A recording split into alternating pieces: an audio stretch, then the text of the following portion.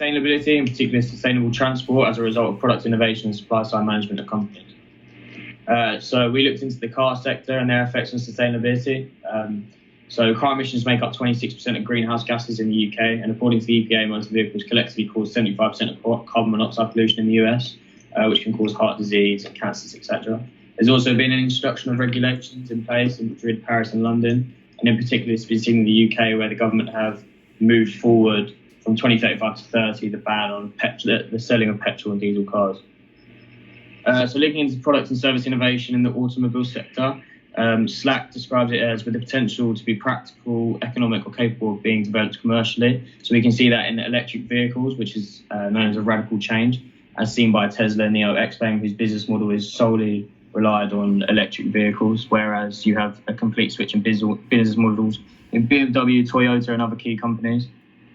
So if we look into the Henderson-Clark model, we can see that electric cars will be under radical innovation, as they have a high impact on architectural knowledge and high impact on component knowledge.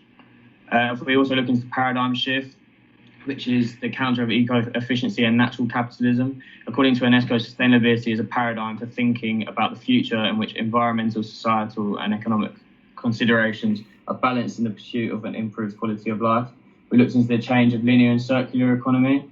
As Tibb says in 1992, industry is a man-made ecosystem that operates in a similar way to natural ecosystems, where the waste or byproduct is used in an impact or another process. And we can see this by the production, innovation and a prolonged service life.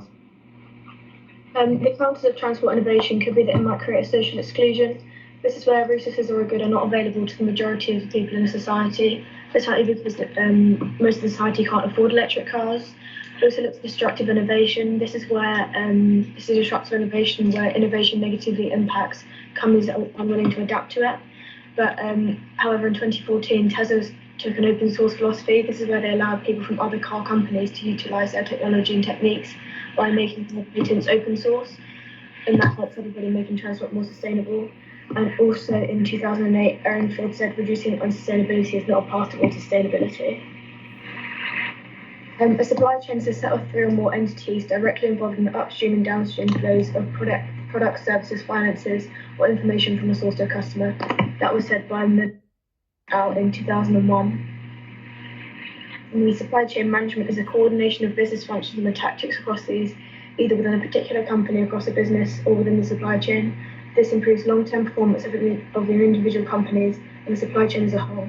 Supply chains need to be designed in order to allow a firm to optimize their performance, and needs all parts of the supply chain to work together, from the raw materials to the products that consumers desire.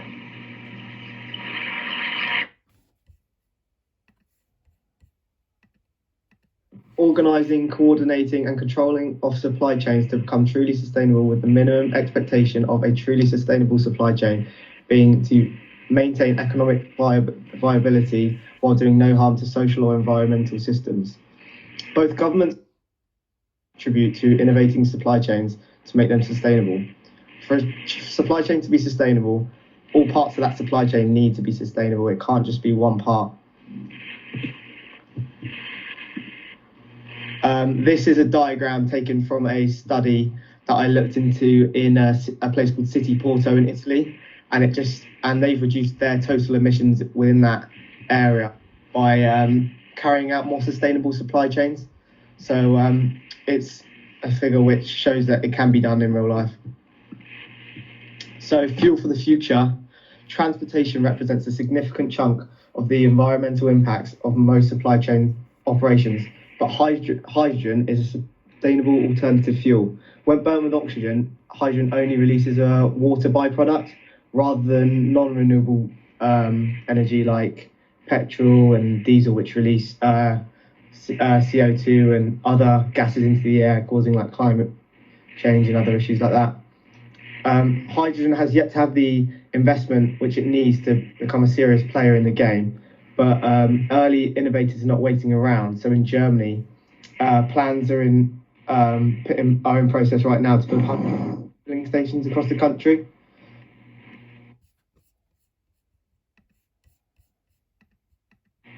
The process to achieve the sustainability of supply chain does not run smoothly due to various factors. including inaccurate data and lack of smooth flow of data. So that's why the blockchain technology will be used to help the sustainable supply chain. So the blockchain technology is a digital information recording method that can record data using logbook approach and with certain characteristics.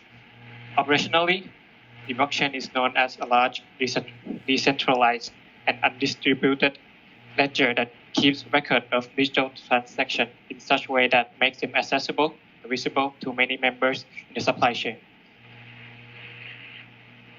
So using conjunction with the Internet of Things, it can allow us to track the origin of raw materials, production, location, product carriers, and storage and retailers to buy products.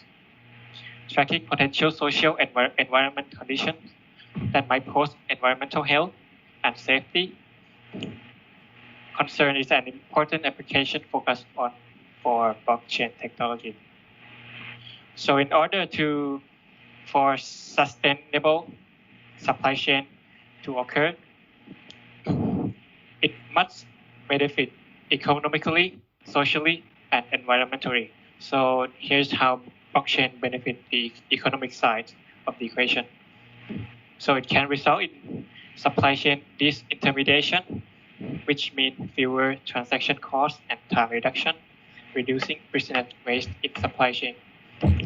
It can also ensure the safety and authenticity of the data, with reduced cost of preventing data from deliberate and capricious alteration, increasing supply chain risk and reduce business reliability. For environmentalists, it can tracking a substandard product accurately and identifying further transaction for the product can help reduce the work and recall, which helps decrease the resource consumption and reducing greenhouse gas emissions. It could be also used to track the carbon footprints of the products, so the company can be charged of carbon tax more accurately, more precisely. And for socially,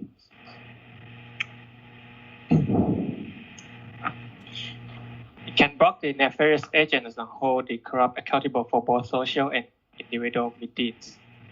The blockchain traceability helps sustainability through better assurance of human rights, fair, safe work practice,